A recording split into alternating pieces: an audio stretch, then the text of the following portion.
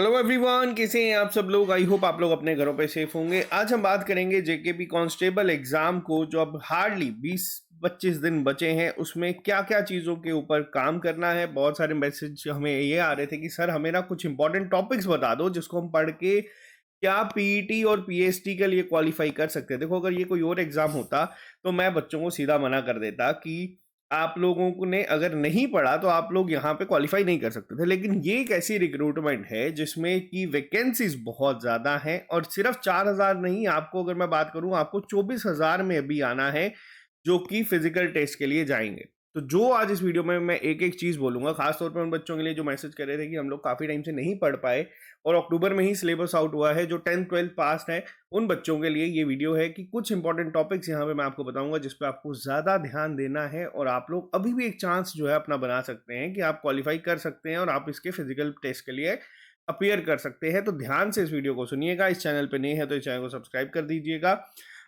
जैसे ही दिवाली अभी थोड़े टाइम पहले ही खत्म हुई है, उसके बाद बच्चे कह रहे थे कि हम लोग वो अवेल नहीं कर पाए, तो टीम ने ये डिसाइड करा है कि हम लोग 50% डिस्काउंट जो है अब आपको दे देंगे एग्जाम तक। देखो, हम लोगों के कोर्सेज वैसे ही पैन इंडिया सबसे सस्ते होते हैं, लेकिन इस पे भी अब हम आपको जो है 50% डिस्काउंट दे देंगे। अगर कोई बच्चा इसको ज्वाइन करना चाहता है, वहां पे आपको टेस्ट सीरीज कोर्स में भी मिल जाएगी अलग से। अगर किसी को सिर्फ टेस्ट प्रैक्टिस करनी है तो वो भी आपको वहां पे मिल जाएंगे। आप लोग ट्रिपल एस ऐप को डाउनलोड कर लीजिएगा। ओएमआर टेस्ट इस बार जम्मू में हम लोग कंडक्ट करवाने हैं हमारी लाइब्रेरी में, जो 10, 17 और 24 को शुरू होंगे।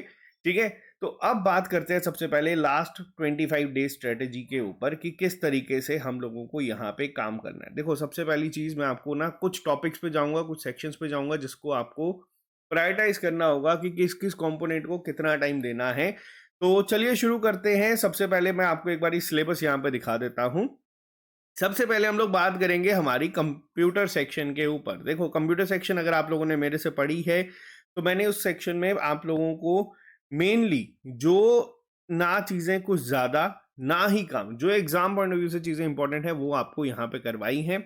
अब आपको क्या करना है, देखो यहाँ पे अगर हम बात करें इन टोटल टॉपिक्स के बारे में, 15 नंबर यहाँ पे ये सेक्शन अपने पास रखती है। और इसमें अगर कोई बच्चा जिसने कभी नहीं पढ़ा कंप्यूटर भी, वो भी बेसिक से अगर चीज़ों को समझने की कोशिश करेगा ना, जो हाईलाइटेड पॉइंट्स मैंने आपको करवाए हैं, आप लोग इसमें आराम से 10+ स्कोर कर सकते हो। ये मैं उन बच्चों की बात कर रहा हूँ जो 10th या 12th पास भी हैं। अब किस तरीके से करना है रिवीजन, उस पर पहले बात करते हैं। देखो, अब ये चीज़ नहीं है कि हम लोग ना पॉपुलर पर्सनैलिटीज़ को ही 500 में आपको दे देता हूँ, आप उसको पढ़ना शुरू कर दो और पेपर में पता चले एक भी वहां से नहीं पूछी जाए। यहाँ पे जो गड़बड़ हो रही है वो इसी पॉइंट पे हो रही है कि बच्चा उन टॉपिक्स की तरफ ज्यादा भाग रहा है जिसपे से क्वेश्चंस कम बनते हैं। जिनसे क्वेश्चंस आपको पता है श्योर शॉर्ट बनेंगे ही बनेंगे, उनको थोड़ा कहीं ना कहीं निगलेक्ट कर रहा है, उनको टॉप प्रायोरिटी पे हमें रखना है। अब यहाँ पे अगर मैं बात करूँ इस टॉपिक के ऊपर, अब जैसे कि आप लोग यहाँ पे देख सकते हैं, आप लोगों को जो इंपॉर्टेंट चीजें मैं यहाँ पे बताऊंगा उसको ध्यान रखना। कुछ ना एब्रीवेशंस आ जाती हैं जिसमें आपकी जैसे FTP क्या है, HTTP क्या है, ये मैंने लेक्चर्स में भी आपको बताया है। HTML क्या है, आपका IP क्या होता है, ठीक है, TCP क्या होता है, ये बेसिक है। ये कहाँ से जो आपका मेन इंटरनेट यूसेज है ना, उसमें कहीं हद तक ये क्वेश्चंस JKSS भी बहुत बार पूछती है। तो आपको इंपॉर्टेंट एब्रीवेशंस को जो है उसको पढ़ना है। बेसिक है, इजी है, आप लोग पढ़ना चाहोगे एक दिन में खत्म हो जाएगी। एक नोट्स बना लो या कोई अगर PDF है उसको ले लो, मेरे पास अगर होगी मैं इस PDF को अपलोड कर दूंगा। इसके साथ ही आज मैं अपलोड करूंगा जो JKSSB ने जितने भी प्रीवियस ईयर क्वेश्चंस पूछे हैं ना आपके कंप्यूटर सेक्शन में, वो मैं आपके ना PYQs को अपलोड करूंगा। 3 वीडियोस होंगी, आप उसको बस आराम से एक बार ही देखना। कैसे देखनी है, आपको उसको फास्ट फॉरवर्ड करके देखनी है। आपका आंसर मैच होता है, अगर आपको पहले ही पता है तो आप उसको फास्ट फॉरवर्ड कर देना। आप लोग इस तरीके से पूरा रिवाइज आपका जो है कंप्यूटर हो जाएगा, और इसका जो टारगेट है 10+ का, आप लोग आराम से स्कोर कर सकते हैं। अब इसमें सिर्फ एक टॉपिक है MS वर्ड MS एक्सेल। देखो, इस MS वर्ड MS एक्सेल में बहुत हद तक जो पूछा जाता है वो आपकी शॉर्टकट कीज पूछी जाती है। ठीक है, अब शॉर्टकट कीज किस तरीके से, आप लोग एक पेज पे इसको प्रिंट लेके इसको भी अपने सिस्टम पे जहां पे भी आप बैठ के पढ़ते हो उसको लगा दो। कहीं तो कई बार बहुत बेसिक पूछी जाती है, कई बार कुछ हाई लेवल भी पूछी जाती है। अगर बेसिक पूछी जाए तो मेक श्योर कि आपको उसका आंसर बताओ। ठीक है, बिल्कुल छोड़ना नहीं है, आप उसको बस याद रख लेना। जैसे Ctrl+B से क्या होता है, Ctrl+I से क्या होता है, Ctrl+Z से क्या होता है, V से क्या होता है, तो ये बेसिक वाली आपको पता होनी चाहिए। ठीक है, इस सेक्शन को आप लोगों को एक टॉप प्रायोरिटी की तरह ट्रीट करना है। क्यों? क्योंकि इसमें ज़्यादा कंपोनेंट नहीं है, हार्डली मेरे को लगता है कि 20-25 लेक्चर्स हम लोगों ने इस पे बनाए होंगे, और ये 20-25 लेक्चर्स जो हैं आप लोगों के, आप लोगों ने अगर नोट्स बनाए हुए हैं, आप इसको रिवाइज करो, वीडियो की स्पीड बढ़ा दो, और इसको जब रिवीजन करोगे तो एक चीज़ का ध्यान रखना, ऐसा नहीं है कि हम आज रिवाइज कर रहे हैं तो कल हम लोग नहीं पढ़ेंगे। आप इसको ब्रेक कर दो, ठीक है? कितने टॉपिक हैं टोटल? 1 2 3 4 5 6 7 8, 8 टॉपिक्स हैं। आप इसको ब्रेक कर दो 2-2 टॉपिक्स में, ठीक है? अब 2-2 टॉपिक्स में ब्रेक कर दो, यानी कि 4 दिन में आपका पूरा कंप्यूटर जो है वो रिवाइज हो जाएगा। और अगर 25 दिन 24 दिन भी लगाऊं तो आप 6 बार पूरा कंप्यूटर जो है वो रिवाइज कर सकते हो, और 2 चैप्टर रिवाइज करने में हार्डली आपको 1 घंटा भी नहीं लगेगा, ठीक है? आप अगर दिन का 1 घंटा कंप्यूटर को देते हो तो आपका जो है 6 बार एग्जाम से पहले रिवाइज हो जाएगा, और इसमें आप स्कोर भी अच्छा करके आओगे, ठीक है? पहला पॉइंट क्लियर है, बेसिक कंसेप्ट ऑफ कंप्यूटर को किस तरीके से रिवाइज करना। 2-2 चैप्टर्स में डिवाइड कर दो, एब्रीवेशंस पे थोड़ा फोकस ज्यादा रखना क्योंकि पेपर में आपको दिखेगी, ठीक है? वैसे जो इंपॉर्टेंट थी वो मैंने इसको टॉपिक को कवर करते ही यहाँ पे करवा दी। नेक्स्ट पे आते हैं, नेक्स्ट सेक्शन पे मैं बात करूंगा तो वो आएगी, मैं छोटी छोटी सेक्शंस की पहले बात इसलिए कर रहा हूं क्योंकि हमें ओवरऑल स्कोर करना है। अब मैं यहाँ पे बात करता हूँ GK with special reference to Jammu and Kashmir, ठीक है? अब देखो, GK with special reference to Jammu and Kashmir है 10 नंबर का। अगर मैं पिछले पेपर्स का आपको पैटर्न बताऊं तो जो जेके एसएसबी इस सेक्शन में क्वेश्चंस पूछती है वो कहीं ना कहीं आपके इजी लेवल के होते हैं। इजी लेवल के किस तरीके से? आपको कोई टूरिस्ट डेस्टिनेशन पूछ ली जाएगी, आपको बेसिक हिस्ट्री से क्वेश्चन पूछ ली जाएंगे, तो इनमें आप किसको करें काम? देखो, यहाँ पे अगर मैं बात करूं, सबसे पहली प्रायोरिटी क्या होनी चाहिए? जो मैंने आपको एक नो योर डिस्ट्रिक्ट पढ़ाई है, वापस से आपको उसको करना है। कई बार आपके 10 में से 4 से 5 क्वेश्चंस डायरेक्ट उन लेक्चर से निकल जाएंगे, ठीक है? 4 से 5 क्वेश्चंस कई बार डायरेक्ट आपके वहां से निकल आते हैं कि हिस्टोरिकल प्लेस कौन सी है। दूसरा पॉइंट जो सबसे इंपॉर्टेंट है जिसको आपको पढ़ना है वो आपके आते हैं हिस्ट्री ऑफ जे.एंड.के। अब हिस्ट्री ऑफ जे.एंड.के आपको बाबर सर ने उस तरीके से ही पढ़ाई है कि जिसमें आपको कांस्टेबल को टारगेट किया जाए, कांस्टेबल में जो क्वेश्चंस बनते हैं। और ये जो आप देखते हैं ना इंपॉर्टेंट डेट्स, ये कुछ नहीं है, ये आपका history of Jammu and Kashmir है। अब हाँ, इंपॉर्टेंट डेट्स की अगर बात करूं तो इसमें 2 चीजें हैं। जैसे आप लोगों को पहला पता होना चाहिए कि जे.एंड.के यूटी कब बनी, ठीक है? पेपर में पूछा गया है, ठीक है? आर्टिकल 370 कब एब्रोगेट हुआ? तो ये कुछ बेसिक क्वेश्चंस बनते हैं जो इंपॉर्टेंट डेट्स रीसेंट वाली में, बाकी तो आपकी पुरानी वाली ही पूछी जाएगी। जैसे ट्रीटी ऑफ अमृतसर कब साइन हुई, ये सारे जो क्वेश्चंस बनते हैं ना, ये जो मैं रोज शाम को एक लाइव प्रैक्टिस शीट लेके आता हूँ ना, लाइव प्रैक्टिस सेट, उसमें मैं आपको कवर करवा रहा हूँ। अब आप लोगों को मैं एक, मान लो अगर पूरे 2 पेज दे दूं जिसमें सारी आज से लेके एंड तक सारी डेट्स लिखी हूँ, वो मैं बोलूँ याद करते रहो, वो टाइम वेस्ट होगा आप लोगों का। आपको एक स्मार्ट अप्रोच करवानी है, आप लोगों को पेपर में नंबर लेने हैं। आपको कोई पेपर थ्योरेटिकल पेपर नहीं है, कोई पीएचडी नहीं करनी है, आपको बस इसमें पेपर में नंबर लेके आने हैं। तो एक स्मार्ट अप्रोच जरूरी है। अब यहाँ पे बात करता हूँ रिवर एंड लेक्स, ठीक है? ध्यान से सुनना, इंडस वाटर ट्रीटी, और आपकी यहाँ पे आ जाती है important power project and there impact on J&K economy, ठीक है? सबसे टॉप प्रायोरिटी पे आपको, जैसे जो बच्चा नहीं पढ़ा हुआ ज्यादातर, आपको वो 6 रिवर्स, ठीक है, जो हमारी इंडस वाटर ट्रीटी में आती है, ठीक है, इन पे जो प्रोजेक्ट्स हैं आपको इनको टॉप प्रायोरिटी पे पढ़ना है, ठीक है? पेपर में क्वेश्चन अगर बनेगा तो देखो 3 जगह पे मेंशन है ये पर्टिकुलर सेम चीज, तो यहां से हो जाएगा। इसके अलावा ना हमारी कुछ लेक्स आती हैं, जैसे हमारी डल लेक है, वुलर लेक है, इन पे क्वेश्चन बनता है। फ्रेश वाटर लेक कौन सी है? इको सेंसिटिव जोन में जैसे डल लेक को रखा गया था, ठीक है? और वैसे ही वुलर लेक की बात करें तो जैसे लार्जेस्ट फ्रेश वाटर लेक पूछी जाती है। तो ये बेसिक बनते हैं क्वेश्चंस, तो ये तो आपको पढ़ने ही पढ़ने हैं, जो एग्जाम में बहुत बार पूछे जाते हैं। अब यहाँ पे बात करूं क्लाइमेट के ऊपर, क्रॉप्स के ऊपर, मीन्स ऑफ ट्रांसपोर्ट के ऊपर, तो देखो क्रॉप की अगर बात करूं तो ज्यादातर आप लोगों ने देखा होगा पेपर में सेफ्रॉन के रिलेटेड ना बहुत बार क्वेश्चन बनता है। तो केसर के रिलेटेड, केसर का दूसरा नाम क्या है, कश्मीर में क्या कहा जाता है, किस सॉइल पे उगता है, तो ये सब चीजें आपको टिप्स पे होनी चाहिए। ये पेपर में यहाँ से हाई चांसेस होते हैं कि क्वेश्चंस बनेंगे, ठीक है? और इसके अलावा जैसे हमारी राबी क्रॉप्स कौन सी हैं, खारिफ कौन सी हैं, ये आपको पता होनी चाहिए। कैश क्रॉप कौन सी है, एग्जाम्पल्स के साथ पेपर में डायरेक्ट दे दिया जाता है, जैसे मैं लाइव प्रैक्टिस शीट में लेके आता हूँ ना, उसी तरीके से। क्लाइमेट की बात करूं तो क्लाइमेट पे कई बार ना क्वेश्चन ये बनता है कि कश्मीर में क्या नाम है उन क्लाइमेट्स का, बेसिक अगर क्वेश्चंस की बात करूं तो। जैसे कश्मीर में सर्दियों को क्या कहा जाता है, कश्मीरी में गर्मियों को क्या कहा जाता है, तो ये आपको पढ़ना है। इसके साथ देखो आरटीआई एक्ट अब लिखा था, मैंने आपको बिल्कुल डिटेल में 2 लेक्चर्स में पढ़ाया था और उसके साथ एमसीक्यूज करवाए थे। लेकिन अब कोई बच्चा ऐसा है जिसने इनको नहीं पढ़ा, तो आपको ये चीज़ें याद रखनी है कि ये पहला आया कब था, किस डेट को आया था, ठीक है? इसके बाद यहाँ पे आपको कुछ हाइलाइटेड पॉइंट याद रखने हैं कि कब रिप्लाई करना होता है, कितने दिन का टाइम मिलता है, ठीक है? दूसरा पॉइंट, तीसरे पॉइंट में ये आ सकता है इसने किसको रिप्लेस करा था।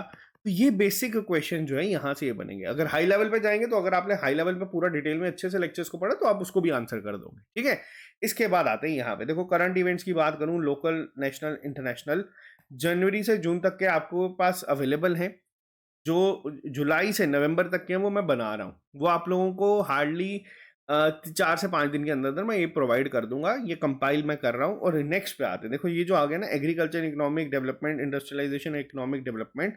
अब यहाँ पे क्या क्वेश्चन बनता है, यहाँ पे आपका क्वेश्चन जो है, आपको बेसिक नॉलेज होनी चाहिए, जो मैंने आपको कहीं ना कहीं बताया ना, टूरिस्ट डेस्टिनेशन से वो जो नो योर डिस्ट्रिक्ट, वहीं से भी निकल जाएगा, ठीक है? अब यहाँ पे क्वेश्चन यहाँ पे बनता है, जैसे इंडस्ट्रियलाइजेशन की बात करूँ तो सिटी ऑफ शीट्स की अगर बात पूछ ली जाए सीधा सीधा, इसको कहा जाता है, क्यों कहा जाता है, वहाँ पे शीट्स का काम है। तो ये बहुत सारे क्वेश्चंस अलग अलग आपके बन सकते हैं। पॉपुलर नेम ऑफ पर्सनैलिटीज पे मैंने आपको पढ़ा दिया है। तो ये एक ऐसी सेक्शन है जिसमें आप कम टाइम में इन्वेस्ट करके एक स्मार्ट अप्रोच से 10 में से एटलीस्ट 6 से 7 नंबर जो है पेपर में लेके आ सकते हैं। पहला पॉइंट, ठीक है? अभी तक 25 नंबर की बात करी है, जिसपे मैंने आपको ये बताया कि 16-17 नंबर हम लोग लेके आ सकते हैं। Numerical ability and reasoning ability पे आते हैं। देखो ये 25 नंबर की सेक्शन, और इस पर्टिकुलर सेक्शन में अगर मैं टॉपिक्स की बात करूं तो 24 टॉपिक्स दिए हैं, जो अगर आप पढ़ने बैठोगे तो बहुत ज़्यादा है, ठीक है? अब यहाँ पे आप लोगों में बहुत बच्चे ये कह रहे थे कि सर हम लोग ये सब छोड़ सकते हैं क्या, अगर मैथ नहीं पढ़े तो हमारा हो जाएगा। देखो मैं आपको एक सिंपल चीज़ बताऊंगा, अब मैथ छोड़ सकते हो, लेकिन आपको कुछ चीज़ें जो है वो पढ़नी पड़ेंगी। अब कुछ चीज़ों में क्या आती हैं, सबसे पहली चीज़ मैं यहाँ पे आपको ना कुछ टॉपिक्स पे बात करूंगा। जैसे आप लोग देख सकते हैं सिंप्लीफिकेशन है, ठीक है? इसके बाद आप लोग देख सकते हैं डेसिमल फ्रैक्शंस है यहाँ पे। अब यहाँ पे पहले इन दो की अगर मैं बात करूँ, आपको ना कुछ नहीं करना, आपको मैंने बोला ना आप छोड़ सकते हो। अब छोड़ने के लिए लेकिन कुछ चीज़ें करनी है, तो क्या करनी है? सबसे पहली चीज़, बॉड मास क्या होता है, ठीक है? बेसिक बॉड मास क्या होता है, ज़्यादा नहीं, दिन के 15 से 20 क्वेश्चंस आप लोग बॉड मास के लगा सकते हो कहीं पे भी, ठीक है? फ्रैक्शंस की अगर मैं बात करूं, जैसे मैंने अभी आपको पढ़ाया था, एक क्वेश्चन दिया था, पेपर में दिया जाएगा कि इसको फ्रैक्शंस में किस तरीके से लिखते हैं, ठीक है? क्या आएगा, ये पढ़ाया गया है, ठीक है? इन टॉपिक्स को आप लोगों को ध्यान से करना है, और आपको पेपर में 2 क्वेश्चंस अगर पूछे जाएंगे, या तो हो सकता है डेसिमल फ्रैक्शंस को भी बॉड मास की फॉर्म में सिंप्लीफिकेशन की तरीके से पूछ लिया जाए। तो ये बेसिक है कि मल्टीप्लाई पहले होता है या डिवाइड पहले होता है, ये आपको पता होना चाहिए। आपके पेपर में मैथ के ही 2 क्वेश्चंस यहाँ से निकल सकते हैं, ठीक है? इसके बाद अगले टॉपिक पे आते हैं, एवरेज के ऊपर। एवरेज मैंने आप पे अपलोड करा था, उसको ध्यान रखना। एवरेज का ना सिर्फ एक फॉर्मूला होता है, सम अपॉन नंबर। बस एक फॉर्मूला से आपके सारे क्वेश्चंस निकल जाते हैं। तो ये इजी चैप्टर है जिसको आपको पढ़ना है। इसके बाद अब देखो एक और चीज, अब आप बोलोगे कि सर ये आप कौन सा चैप्टर मार्क कर रहे हो, ट्रिग्नोमेट्री। मैंने बच्चों को ये बोला था कि ट्रिग्नोमेट्री का नहीं पढ़ना, आपको सारी आइडेंटिटीज नहीं पढ़नी है, आपको कुछ नहीं पढ़ना है। अगर जिसका वीक है, जिसने तो पढ़ लिया बहुत अच्छी बात है, जिसका वीक है आपको एटलीस्ट जो इसका टेबल होता है, जो टेबल में वैल्यूज होती हैं कि कॉट 30 की वैल्यू क्या होती है, ठीक है, टैन 45 की वैल्यू क्या होती है, ये आपको पता होना चाहिए कि पेपर में कल को इसी को ऐड करके दे दिया जाए तो आप लोग एटलीस्ट, देखो क्या होगा पेपर में, ऐसा ना हो कि हमारे पास टाइम हो और हम लोग वहां पे क्वेश्चन कर ही ना पाए, ठीक है? तो ये वो टॉपिक्स मैं यहाँ पे लिख रहा हूँ जिसको आपको टॉप प्रायोरिटी पे पढ़ना है, क्योंकि ये आपको ना हो सकता है मैथ में ही अगर 12-13 क्वेश्चन आए तो आप लोग पेपर में 5 से 7 क्वेश्चन सॉल्व कर चुके हो। अगला चैप्टर जो आता है सिंपल इंटरेस्ट, कंपाउंड इंटरेस्ट। देखो ये सिंपल इंटरेस्ट, कंपाउंड इंटरेस्ट, आपको कोई इंस्टॉलमेंट वगैरह वाला टाइप पे नहीं जाना है। बेसिक आइडिया आपको लेना है किस तरीके से कि सिंपल इंटरेस्ट का फॉर्मूला क्या होता है, P into R into T upon 100, ताकि अगर पेपर में मान लो हमें ये 3 चीजें दी हैं और टाइम पूछा है तो हम लोग बेसिक अप्रोच के साथ उसको निकाल सके, ठीक है? बेसिक फॉर्मूला अगर हम लोग याद करके जाएंगे तो हम लोग कर सकते हैं। और कंपाउंड इंटरेस्ट का देखो, ये मैं आपको बोल रहा हूँ अप टू 2 ईयर्स तक का, सिर्फ ये मैं आपको एक चीज बोल रहा हूँ। और अगर हो सकता है जो 2 और 3 ईयर्स के बीच में डिफरेंस होता है ना, ये उन बच्चों के लिए जिन्होंने ज़्यादा पढ़ा हुआ है। आपको डिफरेंस कई बार दे दिया जाता है कि आपको बताओ कितना होगा, तो वो वाला कंसेप्ट से आगे नहीं बढ़ना है, सिर्फ इस एग्ज़ाम के लिए। इसके बाद अगर मैं यहाँ पे बात करूँ बेसिक अलजेब्रा की बात करूँ, तो देखो बेसिक अलजेब्रा में ना 3 से 4 फ़ॉर्मूलाज़ हैं, जिसमें आपका a प्लस बी का होल स्क्वायर। अब देखो ये थोड़ा-सा तो आपको पढ़ना ही पड़ेगा, क्योंकि पेपर में ये क्वेश्चंस जो हैं बनते हैं। ठीक है? ये बेसिक, क्योंकि पिछली बार जब पेपर हुआ था तब आपका जो क्वेश्चन बना था वो इन्हीं से डायरेक्ट बन गया था। तो आपको बेसिक फ़ॉर्मूलाज़ याद रखने हैं, इससे ज़्यादा नहीं। इसके अलावा अगर आप लोगों ने नंबर सिस्टम पढ़ा है, एचसीएफ, परसेंटेज बेसिक, आपको बिल्कुल बेसिक कह रहा हूँ कि अगर ईज़ी क्वेश्चन है आप उसको सॉल्व कर सको कि परसेंटेज मान लो 10% बढ़ी है, 10% घटी है, तो फाइनल कितनी होगी, तो ये आपको ध्यान रखना है। अब इसके अलावा आते हैं कुछ इंपॉर्टेंट टॉपिक्स पे। मेंसुरेशन की बात करूँ तो मेंसुरेशन में याद रखना हमारी आती हैं 2 टाइप की, एक आती है 2D फिगर्स, एक आती है 3D फिगर्स। ठीक है? 2D फिगर्स में आपका स्क्वायर, रेक्टेंगल, ट्रायंगल सब आ जाता है, और 3D में आपका क्यूबॉइड, कोन, सिलेंडर आ जाते हैं। तो इनके आपको फॉर्मूला याद रखने हैं। इजी क्वेश्चन बनेगा तो 2D पूछ ली जाएगी, डिफिकल्ट बनेगा तो उसमें 3D के रिलेटेड पूछ लिया जाएगा, लेकिन वहां पे यही होगा कि आपको फॉर्मूला याद है या नहीं, कि फॉर्मूला क्या होता है सिलेंडर का, हो सकता है आपको ऑप्शंस दे दिए जाए और बोला सॉल्व किया जाए। तो जिन बच्चों ने मैथ बिल्कुल छोड़ दिया है, मैं आपको तब भी बता रहा हूँ कि आप चाहो तो इसमें से 12-13 में से कम से कम 5 से 6 क्वेश्चन जो है सही करके आ सकते हो, बिना ज़्यादा टाइम वेस्ट करें। ठीक है? और अगर आप लोगों ने इन टॉपिक्स को पढ़ा है तो बहुत अच्छी बात है, क्योंकि ये कहीं ना कहीं आपके थोड़े से अच्छे लेवल पे पहुंच जाते हैं। मैथमेटिकल रीजनिंग फिर डुएबल है, वो भी आपका बॉड मास से जो है कहीं ना कहीं निकल जाता है, आपको सिर्फ सॉल्व ही करना होता है। कई बार पेपर में दे दिया जाता है if A stand for plus, B stand for multiply, C stand for minus, तो इसमें आपको बोल दिया जाता है कि एक इक्वेशन दे दी जाएगी इस तरीके से। ठीक है? और आपको लिख दिया जाएगा 6b, यहाँ पे c3 करके ऐसे दे दिया जाएगा और बोला जाएगा इसको रिप्लेस करो, और ये यहाँ से ही निकल जाएगा। ठीक है? अब बात करते हैं रीजनिंग। देखो रीजनिंग, अगर आप मैथ में वीक हो तो आपको रीजनिंग को अच्छा करना पड़ेगा। अच्छा किस तरीके से करना पड़ेगा, मैं यहाँ पे आपको बताता हूँ। नंबर सीरीज इजी रहता है, आप लोग डिफरेंस के साथ में निकाल सकते हो, वो आपको पढ़ना पड़ेगा। आप लोगों ने नहीं पढ़ा तो आप मेरे लेक्चर्स को ही जाके एक बार यूट्यूब पे ही पढ़ लेना, वहाँ पे आपको मिल जाएगा।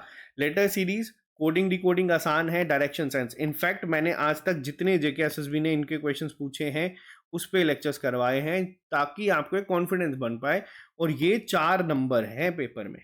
ठीक है? ये 4 नंबर हैं, इनके ऊपर पीवाईक्यूज भी सारे आपके कवर हो चुके हैं। इनफैक्ट ब्लड रिलेशन भी इजी है, स्टेटमेंट कंक्लूजन थोड़ा सा कई बार ट्रिकी हो सकता है, लॉजिकल रीजनिंग बेसिक आता है, सिलोगिज्म को एक बार पढ़ लेना। हाँ, ये टॉपिक आपको मैं खुद करवाऊंगा, बस थोड़ा सा मैं अभी बिजी चल रहा था, बट अब थोड़ा सा ये लास्ट टॉपिक है, इसको मैं करवा दूंगा। ये भी आसान टॉपिक में से एक है जिसको आप लोग कर सकते हैं। सर्शन रीजन को भी अगर टाइम मिलेगा, वैसे तो अपलोड हो चुका है बट वापस से अगर टाइम मिलेगा मैं करवा दूंगा। और अर्थमेटिकल ऑपरेशन आपके बेसिक आ जाते हैं, जिसमें मैंने आपको भी बताया ना, रिप्लेस करके साइन।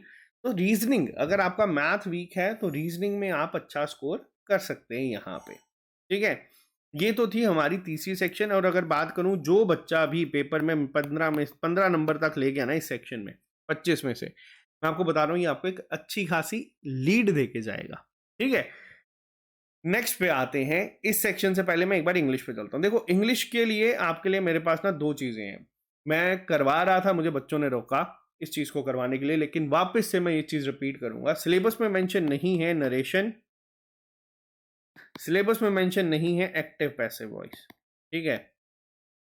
बट जेके एसएसबी कई बार ये पूछता है। अगर आपने ये सिलेबस को अच्छे से कवर कर लिया है तो आप इसको एक बार ज़रूर पढ़ लेना। अगर आपने सिलेबस को ही नहीं पढ़ा है तो आप पहले सिलेबस को पढ़ लेना। ये मैं वर्स्ट केस सिनारियो के केस में बता रहा हूँ, उन बच्चों के लिए जिनको मैंने बोला है टॉप 500 में ख़त्म करना, उन्होंने इनफैक्ट ये पढ़ा भी होगा। अब बात करता हूँ यहाँ पे, देखो इसमें आर्टिकल्स ईजी हैं। ठीक है? टेंसेस, क्लॉजेस, अगर आप लोगों ने इनको एक बार अच्छे से पढ़ा है ना तो आप इसको कर सकते हैं। ये जो टॉपिक्स यहाँ पे लिखे हैं जिनका इंग्लिश वीक भी है, क्योंकि हम लोग टेस्ट में मैंने थोड़ा सा लेवल जो है चेंज करते रहूँगा मैं हर एक बार सेक्शनल टेस्ट की। अगर मैं सबको देखो मान लो बिल्कुल बेसिक रख दूंगा, हर एक बच्चा 25 में से 25 लेता जाएगा, और जेके एसएसबी अगर मान लो पेपर में कुछ चेंज करता है तो बच्चा पैनिक हो जाता है। एक पॉइंट और मैं आपको यहाँ पे बताऊंगा, याद रखना ये चीज, पेपर कौन क्वालिफाई करता है, याद रखना ये बहुत बहुत इंपॉर्टेंट चीज है। पेपर वो बच्चा क्वालिफाई करता है जो सारे इजी क्वेश्चंस को सॉल्व करके आता है। ये चीज़ आप लोग ना ध्यान में रखना। मैंने पटवारी के टाइम पे भी बोला था, मैंने सुपरवाइज़र के टाइम पे भी ये चीज़ बोली थी। मान लो अभी तक हम लोग ये अपने दिमाग में लेके चल रहे हैं कि हमारा पेपर ईज़ी आएगा, लेकिन मान लो अगर हमारा पेपर डिफ़िकल्ट आता है तो? डिफ़िकल्ट पेपर क्वालीफाई करना ज़्यादा आसान होता है as compare to easy paper. क्यों होता है? मैं आपको थोड़ा-सा जो एक-एक वर्ड बताऊँगा ना, ध्यान से सुनना। डिफ़िकल्ट पेपर की अगर मैं एग्ज़ाम्पल दूँ, तो जो अभी रिसेंटली पटवारी का पेपर हुआ था, उसमें अभी हमारा एक भाई है, उसका रैंक शायद से 16-17वाँ रैंक है। उस पेपर के दौरान पेपर डिफ़िकल्ट था। पेपर डिफ़िकल्ट के लिए बच्चों ने दिमाग में सोचा नहीं यार, हमें 90 प्लस तो स्कोर करना ही होगा अगर हमें फाइनल लिस्ट में आना है तो। अब वहाँ पे क्या हुआ, तब भी मैंने ये चीज़ कही थी कि आपको अगर पेपर डिफ़िकल्ट लगेगा तो आप स्किप कर देना उन सारे डिफ़िकल्ट क्वेश्चंस को। पेपर में जो क्वेश्चन ईज़ी लगेगा उसको मार्क करते चलना। पेपर जब उसने उठाया, स्टार्टिंग के 10 क्वेश्चंस में से उसने बोला कि सर मेरे को ना सिर्फ एक ही क्वेश्चन आता था। मैं स्टार्टिंग में थोड़ा-सा पैनिक हुआ, फिर मैंने कहा नहीं, रिलैक्स करता हूँ, ईज़ी क्वेश्चंस को ढूँढता हूँ। उसने ईज़ी क्वेश्चंस को ढूँढना शुरू करा, उसने 86-87 क्वेश्चंस को अटेम्प्ट करा, उसके मार्क्स अराउंड 85 जो थे वहाँ पे आए और कट ऑफ भी इसका इतना ही गया था। कट ऑफ इनफैक्ट कम गया था। Moral of the story, paper में अगर आपको मान लो डिफिकल्ट दिखा, आपको उसको करना ही नहीं है। सबसे इंपॉर्टेंट चीज, सबसे बेसिक चीज पेपर क्वालिफाई करने की ये होती है। क्योंकि देखो, आप डिफिकल्ट क्वेश्चन को सॉल्व करोगे आपको 1 नंबर मिलेगा, आप इजी को सॉल्व करोगे आपको 1 नंबर मिलेगा। तो पहली प्रायोरिटी क्या होनी चाहिए, जो इसीलिए हम लोग ओएमआर टेस्ट और 10 तारीख को ऑल जे एंड के यूटी टेस्ट करवा रहे हैं। आपने बस एक टारगेट रखना है कि एटलीस्ट जो 120 मिनट है, आप लोग सारे के सारे इजी क्वेश्चंस को पहले अटेम्प्ट करो। ये हर केस में है, पेपर इजी है या डिफिकल्ट है, क्वालिफाई वही करता है जो हर एक करके आता है। मान लो ऐसा ना हो कि पेपर के बाद आप लोग बोलो सर मुझे ना टाइम नहीं मिला इनको सॉल्व करने का और मेरे इजी 3-4 रह गए। तो ये चीज नहीं होनी चाहिए। पहली प्रायोरिटी हमेशा पेपर में होनी चाहिए कि सारे इजी क्वेश्चंस को आप लोग सॉल्व करें। जो डिफिकल्ट है, लगता है कि हाँ यार पढ़ा था बट उसमें वैल्यूज बहुत डिफिकल्ट दे दिए, स्किप करो, आगे चलो। पूरा पेपर खत्म करो, फिर उन क्वेश्चंस पे आकर उसको सॉल्व करो। क्लियर है यहाँ पे? अब बात करूंगा मैं बाकी टॉपिक्स पे। देखो, प्रोनाउन भी बेसिक है। अब यहाँ पे जो ये टॉपिक्स है ना, जैसे आपके सिनोनिम्स एंटोनिम्स आ गए, होमोनियम्स होमोफोन्स आ गए, हम लोग कोशिश करें कि रोज के 10-10 15-15 करके अपलोड करें, क्योंकि ये एक ऐसी चीज है, ये आपका कंप्लीटली वोकैब पे डिपेंड करती है और या तो आपकी लक पे। अगर आपकी वोकैब अच्छी है तो आप इसको कर सकते हैं, वैसे आप जितने मर्जी याद कर लो तो नहीं फर्क पड़ेगा। तभी हम लोगों ने एक साथ इसको 300-400 अपलोड नहीं किया। हम लोगों ने कहा एग्जाम तक हम लोग 10-10 करके अपलोड करते जाएंगे, ताकि बच्चा देखते रहेगा, उसके लिए ज्यादा बर्डन नहीं बनेगा और वो आराम से करते जाएगा। यहाँ पे इंग्लिश सेक्शन में ना ये जो टर्म डाली है, आमतौर पे एनालॉगी जो है आपकी रीजनिंग में आती है, ठीक है। प्रोनाउन भी डुएबल है। एनालॉगीज क्या होती है? देखो, एनालॉगी एक इजी, अगर बात करूं आपके लिए तो स्कोरेबल टॉपिक है। किस तरीके से? आपको या तो इसमें हो सकता है एंटोनियम सिनोनियम मिक्स कर दिया जाए, ठीक है, या तो हो सकता है आपको यहाँ पे अलग से टॉपिक जो है सिमिलर वर्ड्स दे दिए जाएं। जैसे मान लो यहाँ पे गुड लिख दिया हो और यहाँ पे बैड लिख दिया हो। इसको करने की अप्रोच बेसिक है, आपको इन दोनों के बीच में जो रिलेशन होगा वही इन दोनों के बीच में निकालना है। वैसे तो ये जीके में भी पूछी जा सकती है, हमारी मैथ में भी पूछी जा सकती है। तो ये आपको बस जो चीज़ है, ये इसको एक प्लस पॉइंट लेके चलना, और इसमें कई बार जल्दबाजी में गड़बड़ हो जाती है। आपको बस ध्यान रखना है कि जो रिलेशन पूछा है वही करना है। इंग्लिश के लिए अब आपको चाहिए सिर्फ प्रैक्टिस, ठीक है। हम लोगों ने ऐप पे ऑलमोस्ट हर एक के एमसीक्यूज डाले हैं। जिनके टॉपिक टेस्ट अपलोड नहीं है, मैं उसके भी टॉपिक टेस्ट आप लोगों के ऐप में अपलोड कर दूंगा, ताकि आप लोग टॉपिक्स को भी प्रिपेयर कर लें। इंग्लिश में भी अगर कोई बच्चा चाहे तो अच्छा स्कोर कर सकता है एक स्मार्ट अप्रोच के साथ, क्योंकि कुछ टॉपिक्स यहाँ पे इजी हैं, जैसे मैंने आपको स्टार्टिंग में बता दिया। उस पर गड़बड़ नहीं करोगे तो इसमें भी कर सकते हो। और अगर टाइम मिलता है तो आप एक बार इनको पढ़ लेना, क्योंकि मेरे को भरोसा नहीं है, अगर सच बताऊं तो यहाँ पे क्वेश्चंस पूछे जाते हैं। तो सिलेबस में मेंशन नहीं है वो बात अलग है, लेकिन अगर टाइम मिलेगा तो आप इसको एक बार रीड जरूर कर लेना, ठीक है। अब बात करते हैं एक बहुत भारी भरकम सेक्शन के ऊपर, जिसमें 25 टॉपिक्स हैं। 25 से इनफैक्ट ज्यादा ही है अगर आप टोटल कैलकुलेट करोगे। और सेक्शन है 25 नंबर के। बच्चा गड़बड़ कहाँ कर रहा है मैं आपको ये बता रहा हूँ। मैंने आपको पहले स्टार्टिंग में ही ये सेक्शन डिस्कस नहीं करी, मैंने आपको बाकी सेक्शंस को डिस्कस करा। क्यों? क्योंकि यहां से अगर टोटल करोगे कितने, 7, 15, 22 और 10, 32 नंबर हम यहां से स्कोर कर सकते हैं आराम से 50 में से। सिर्फ मैं आपको ये बता रहा हूं। अब यहां पे क्या है, मैं बच्चों को देखता हूं लाइब्रेरी में भी वो बैठ के ना सिर्फ फर्स्ट इन वर्ल्ड पढ़ रहे हैं, ठीक है, फर्स्ट इन इंडिया पढ़ रहे हैं, वो पॉपुलर नेम्स ऑफ पर्सनालिटीज पढ़ रहे हैं, रिलीजन की अलग है, पॉलिटिकल की अलग है। और आप लोगों को यही चीज मेरे को पता है कि कमेंट में भी लिख रहे होगे, सर आपने इन पे अभी इतना हमें फोकस क्यों नहीं करवाया। देखो, first in India, first in world, किस चीज में?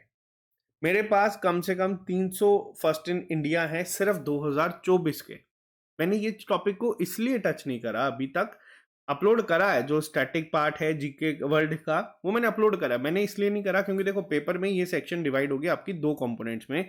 एक तो ये जो ऊपर है ना सारा स्टैटिक पार्ट, और एक आपका आ जाता है यहाँ पे। पेपर में आप लोग भी यहाँ पे, मैं भी यहाँ पे, जिस दिन पेपर होगा उस दिन मैं यहाँ पे एनालिसिस वीडियो लेके आता हूँ। दिसंबर 1 को हम लोग यहाँ पे बात करेंगे।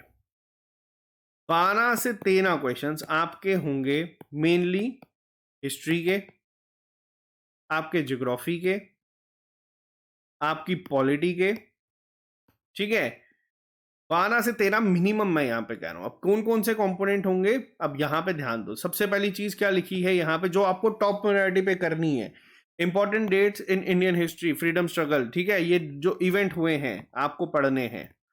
यहाँ से क्वेश्चन 1 या 2 पेपर में बनते हैं हमारी मॉडर्न हिस्ट्री के, ठीक है। फ्रीडम स्ट्रगल के आपको पहला पॉइंट। दूसरा पॉइंट जो सबसे इंपॉर्टेंट आ जाता है वो आपका आ जाता है ये पॉलिटिकल फिजिकल डिवीजन, जिससे कंफर्म क्वेश्चन बनने हैं, ठीक है। इसके बाद हमारा आ जाता है climate and crops.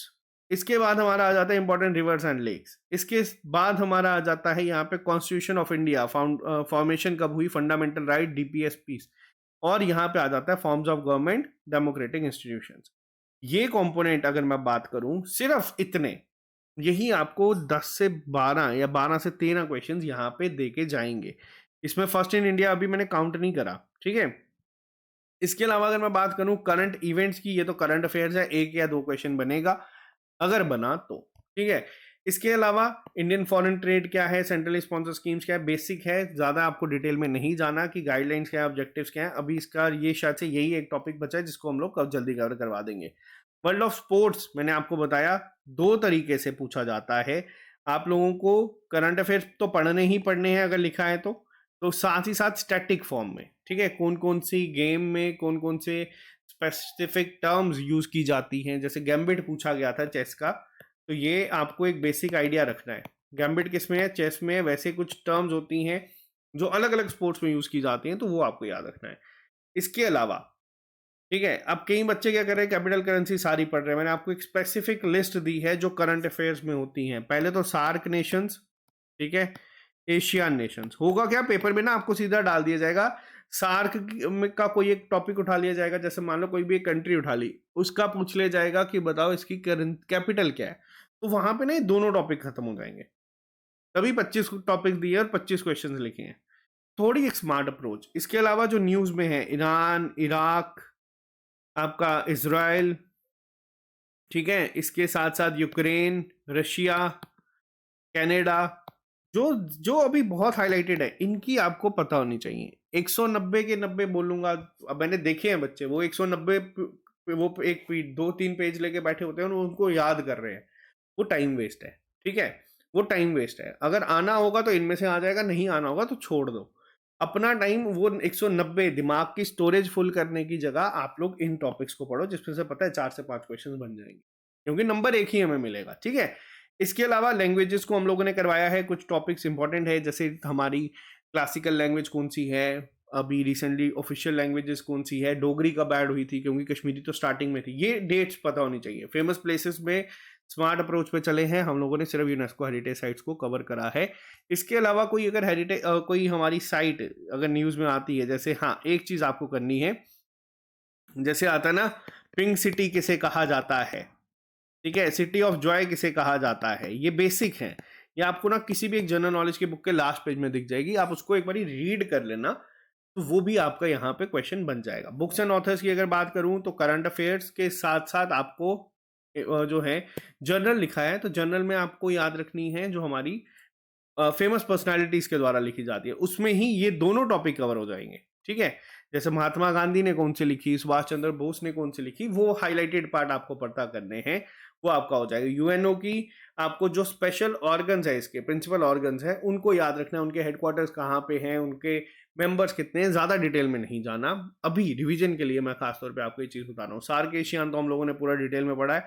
Everyday science में आपको इंपॉर्टेंट एसआई यूनिट्स को पढ़ना है, और आपको साथ ही साथ जो डिस्कवरीज हुई है ना, जो मैंने आपको बताया था, आपको किसी भी बुक में मिल जाएगी कि जैसे डायनामाइट की किसने करी थी, एरोप्लेन की किसके द्वारा करी गई है, टेलीफोन किसके द्वारा करा गया है, वो आपको एक बारी रीड करना है। वहां से आपको दिखेगा फेमस अवार्ड्स। अब देखो, फेमस अवार्ड्स में अगर बात करूं, वर्ल्ड लेवल पे आता है हमारा नोबेल प्राइज इस फील्ड में, ठीक है। नेशनल की अगर मैं बात करूं तो नेशनल हमारे अलग अलग आते हैं। ये मैं ही कवर करवा दूंगा, 2 से 3 दिन मेरे को इसके लिए चाहिए। मैं इसको बना रहा हूं, जल्दी इसको कवर करवा दूंगा। ताकि देखो, एक स्मार्ट अप्रोच से इस सेक्शन को डील करोगे तो आप लोग करोगे, नहीं तो ये इतनी बड़ी सेक्शन है ना कि आपको एक टॉपिक करने के लिए कम से कम भी हफ्ता 10 दिन लग जाएंगे।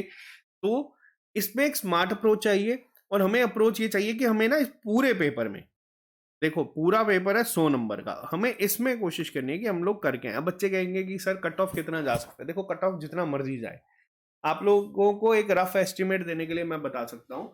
अब वीएलडब्ल्यू की जो रिजल्ट है उसको देखना, या क्लास 4 का रिजल्ट देखना, उसमें देख लेना 24,000 रैंक किस किस नंबर तक था बच्चे के। तो वहां पे आपको लेकिन उस अप्रोच पे नहीं जाना है। मैंने आपको बताया ना, पेपर इजी आएगा तो अच्छी बात है, सबके लिए होगा। इजी में क्या करना होता है, इजी में ध्यान रखना होता है कि हमें हमारे इजी गलत ना हो। जिसके लिए अभी हम लोग जो सेक्शनल टेस्ट करवा रहे हैं ना, वही चीज जो प्रैक्टिस शीट शाम को करवाता हूँ, वही चीज, बहुत सारी चीजें वहां पे बताता हूँ कि जल्दबाजी में क्वेश्चन गलत नहीं करना। बच्चों को आंसर निकालने के बाद भी गलत हो जाता है। और अगर डिफिकल्ट आता है, मान लो पटवारी की तरह आता है, तो उसमें भी ये सोने पे सुहागा होता है डिफिकल्ट पेपर। क्यों? क्योंकि उस पेपर में हमें सिर्फ इजी को ही करना है। सिर्फ इजी को भी अगर आप करोगे ना, क्योंकि क्या होगा, अगर पेपर डिफिकल्ट आता है तो जो 2-2.5 लाख फॉर्म भरे हैं ना, समझ लेना कि 2 लाख बच्चा तो वहीं पे हिम्मत हार गया कि ये क्या हो गया हमारे साथ। तो जो बच्चा 40-50 हज़ार बच्चा आराम से पेपर को अटेम्प्ट कर देता है ना, शांति से वो क्वालिफाई कर लेता है। ये वर्ड जो मैं यहाँ पे बोल रहा हूँ, इसको ध्यान से अभी समझने की कोशिश करना। बच्चों को समझ आता है, लेकिन पेपर के बाद तब तक बहुत देर हो जाती है। इसके अलावा टेलीकम्युनिकेशन के जो बच्चे हैं, आपकी क्लासेस तो अभी चल रही हैं, वो आराम से, हमारे पास उसके लिए एक हफ्ता और है। बट जो टॉप प्रायोरिटी पे है, जिसके लिए ज़्यादा वैकेंसीज है, तो ये आपको अभी एक अप्रोच रखनी है। जो मैंने टॉपिक्स इजी बताए हैं, जो प्रैक्टिस आपको बताई है कि जो टॉपिक्स तो हो चुके हैं उसकी प्रैक्टिस करो, ठीक है, डेली बेसिस पे करो। रिवीजन के तौर पे कोशिश करो कि टॉपिक सिलेक्टिव उठाओ जिससे ज़्यादा वेटेज है, उनको ज़्यादा रिवाइज करो। इसके साथ साथ ही मैथ रीजनिंग के लिए जो बच्चे बिल्कुल छोड़ चुके हैं, मैंने आपको बताया कि कुछ बेसिक चीज़ें आपको पढ़नी ही पढ़नी है। कंप्यूटर सारा मैंने पढ़ाया है एक टॉपिक के अलावा, बट जो पढ़ाया है उसमें से कोशिश करनी है कि 10 नंबर तो मिनिमम लेके आने ही आने हैं इस पेपर में। और रीजनिंग को करना है आप लोगों को स्ट्रांग। अगर मैथ वीक है तो, अगर मैथ बिल्कुल ही नहीं पढ़ा, तो मैंने आपको बताया ना, कुछ बेसिक चीज़ें, बॉर्ड मास हो गया, या ट्रिग्नोमेट्री के टेबल या वैल्यूज क्या होती है, उसको एक बार आपको पढ़ना है। तो बाकी देखो, ये पेपर में 24,000 बच्चे शॉर्टलिस्ट होंगे, किसके लिए? फिजिकल के लिए, जो कि बहुत बहुत बड़ा नंबर है। 10% बच्चा आप लोग मान के चलो कि क्वालिफाई कर जाएगा पीटी पीएसटी के लिए। लेकिन मैं आपको एक और एग्जांपल दे दूं, हमें 24,000 को टारगेट नहीं करना है। अगर आप लोगों को फाइनल लिस्ट का सोचना है तो आपको 10,000 में आना पड़ेगा, जो हमने जेकेपीएसआई के केस में देखा था। और जो बच्चे आज की डेट में सोच रहे हैं ना कि हम लोग, जो फार फ्लंग एरियाज के बच्चे हैं, जो कोचिंग भी नहीं अफोर्ड कर सकते थे किसी टाइम पे, और जिन्होंने हमारे साथ तैयारी शुरू करी थी, तो देखो आपको एक चीज़ बता दूं, आप लोग उतने ही सक्षम हो आज की डेट में पेपर क्वालिफाई करने के, जितना कोई यहाँ पे लोकल इंस्टीट्यूट में बच्चा बैठ के पढ़ रहा है। आप लोगों ने मेहनत करी है, आप ज़रूर इस लिस्ट में आओगे। अगर आपके लिए यही एक चांस है, क्योंकि बाकी बच्चे जो ग्रेजुएट लेवल के हैं उनके लिए आगे भी और अपॉर्चुनिटीज़ आने वाली है, पटवारी है या एसआई है। अगर आपको लगता है कि आपके लिए सिर्फ यही है, तो आपको इसके लिए उनसे भी ज़्यादा मेहनत करनी पड़ेगी। और जो बच्चों को एक बैकअप चाहिए, तो आप लोगों को इसके लिए डबल मेहनत करनी है, ताकि आप जब अपना रैंक देखो, जो बच्चा तो मेहनत कर रहा है वो इसमें होगा ही होगा, ठीक है। जो 1-2 साल से पढ़ रहा है वो इसमें आराम से आएगा। लेकिन अगर आपका कोई सपना बड़ा है, तो आपको इसमें टॉप 500 पे आना है खुद के लिए, कि आप लोगों का जब रिजल्ट आए तो मिनिमम आप अपने आप को जब टॉप 500 में देखो, तो आप उम्मीद रखना कि आप पटवारी या एसआई के लिए, जिसमें 700 पोस्टें ही हैं सिर्फ, ओपन मेरिट की 350 से कम होगी, तो उसके लिए एक चांस रखते हो, क्योंकि उसमें बड़े बड़े धुरंधर बैठेंगे।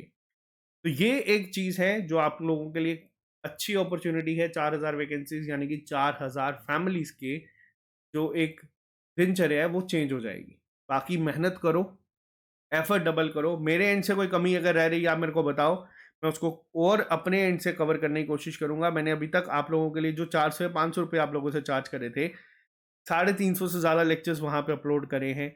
इसके साथ साथ आपके टेस्ट अपलोड हो रहे हैं डेली बेसिस पे। आप लोगों के मॉक टेस्ट अभी शुरू हो जाएंगे, लाइव प्रैक्टिस शीट्स आपकी अलग से चल रही है। मेरे एंड से अगर कोई कमी रह रही है आप मेरे को एक बारी बता दो। जितना पॉसिबल था इस 1 महीने के दौरान जब से ऑफिशियल सिलेबस आया है, उसमें हम लोगों ने पूरा एफर्ट, आप लोगों को मैं बता नहीं सकता, हमारी टीम रात-रात भर जाग के काम कर रही है इस टाइम पे कि सिलेक्शंस होनी चाहिए और बच्चों की सिलेक्शंस होने तक हम लोग ये एफर्ट डालते रहेंगे। तो बाकी मेहनत हम लोग भी अपने एंड से कर रहे हैं। अगर आपको मेरे एंड से कोई और चीज़ चाहिए कि हाँ, ये ज़्यादा और कर दो, तो मैं उसको भी करने को तैयार हूँ। बट मेरे को आपसे चाहिए सिर्फ डबल मेहनत। ताकि देखो आपका गोल, हमारा गोल सेम है। हम लोग यहाँ पे सिर्फ ये नहीं है कि बच्चा बस घुसा और पढ़ाते शुरू कर दो, आ गया तो ठीक है, निकल गया तो निकल गया, ऐसा नहीं है। हम लोग काम करते हैं सिर्फ आपकी सिलेक्शन के लिए। आप लोग भी मेहनत कर रहे हो अपनी सिलेक्शन के लिए। तो जब टारगेट गोल सेम है ना, तो हमें एज अ टीम यहाँ पे एफर्ट डालना होगा।